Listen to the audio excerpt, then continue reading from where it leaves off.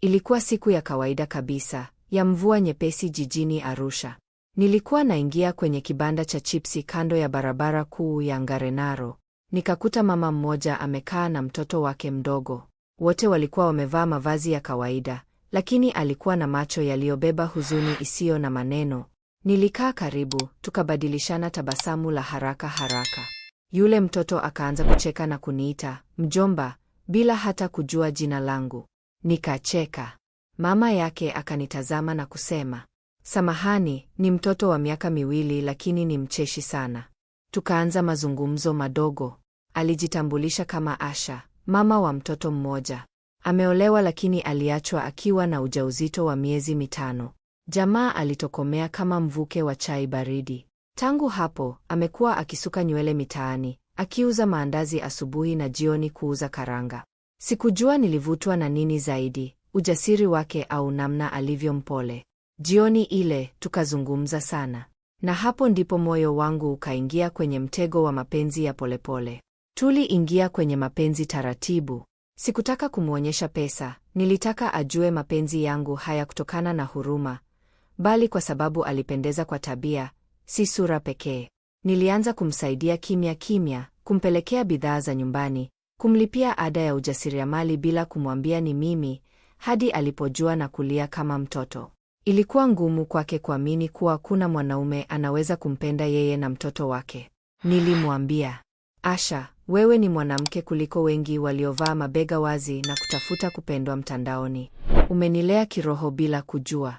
Na mtoto wako amenifanya niamini kuwa si lazima uzae ili uwe baba, ila uwepo tu kwa moyo. Baada ya miaka 2 ya maisha ya furaha na majaribu, tulikuwa kama familia ndogo yenye misingi ya mapenzi na kuelewana.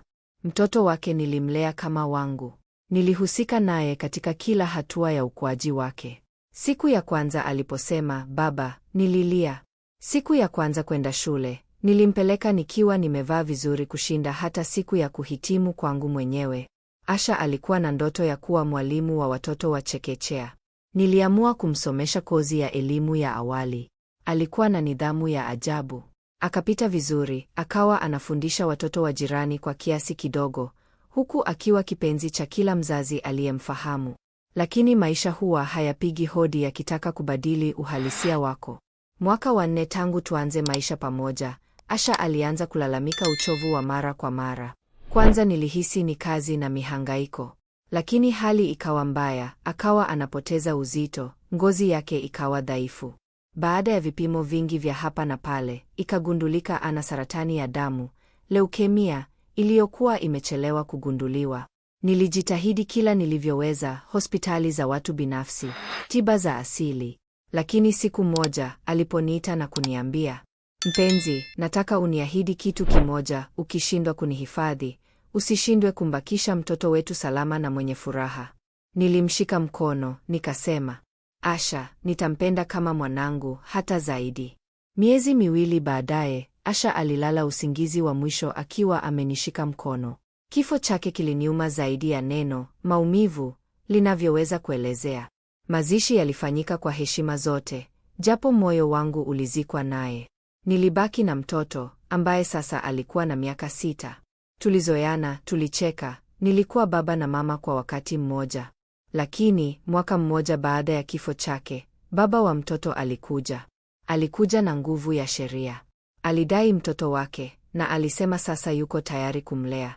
Nilijaribu kupambana lakini hakuwa na kosa kisheria. Mahakama ilimpa haki ya malezi. Ilikuwa siku niliyoishiwa maneno. Mtoto aliniangalia kwa macho yaliyojaa machozi akisema, baba, siendi na huyu mtu, wewe ndio baba yangu. Lakini nilimkumbatia, nikamwambia, kuwa jasiri mwanangu. Nitakuwa nawe kila siku moyoni, hata nikiwa mbali. Na akaondoka. Ndiyo hivyo ilivyobaki. Maisha yaliendelea, ndani yangu kulikuwa na pengo lisilo na kipimo. Kila nikifunga macho, sura ya yule mtoto ilikuwa inaruka akiniita, baba. Nilikuwa naishi, lakini si kwa moyo wote. Nilijifanya imara mbele za watu, lakini moyoni nilikuwa najeruhiwa kila siku. Nilimtafuta. Nilijaribu kila mbinu, kila njia. Niliandika kwenye makundi ya wazazi mtandaoni, nikapitia shule nyingi alizoweza kujiunga nazo, nikapitia hata mitandao ya kijamii kwa majina ya mtoto niliyompa. Lakini nikana kwamba dunia ilimeza kila dalili ya mahali alipopelekwa. Kuna siku moja jioni nilikuwa nimekaa kibarazani, jua likizama taratibu, nikihisi lile joto la huzuni ndani yangu. Nikaanza kuandika barua kwa mtoto wangu. Mwanangu, sijui uko wapi. Sijui una miaka mingapi sasa. Lakini natumaini uko salama.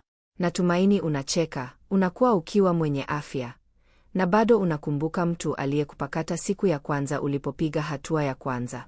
Kama kuna wakati utakaa kwenye simu yako au kwenye kompyuta na upitie majina au historia yako, natumaini jina langu litakuvutia.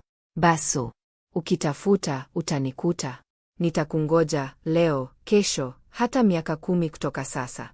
Natumaini ipo siku, ya ajabu au ya kawaida, utanigusa bega kutoka nyuma na kusema, baba, nimerudi. Na siku hiyo, nitamkumbatia kama vile Asha angependa nimbebe. Mpaka leo sijampata, lakini bado namtafuta. Na moyo wangu haujafunga mlango wake. Nitawapenda akina mama wa pekee wote. Kama hii hadithi imekugusa moyoni kama ilivyonigusa, tafadhali acha maoni yako hapa chini. Ningependa kusikia mawazo yako, hisia zako, au hata uzoefu kama huu. Umeshawahi kupitia upendo au maumivu kama haya? Tuambie, hadithi yako pia ni ya muhimu.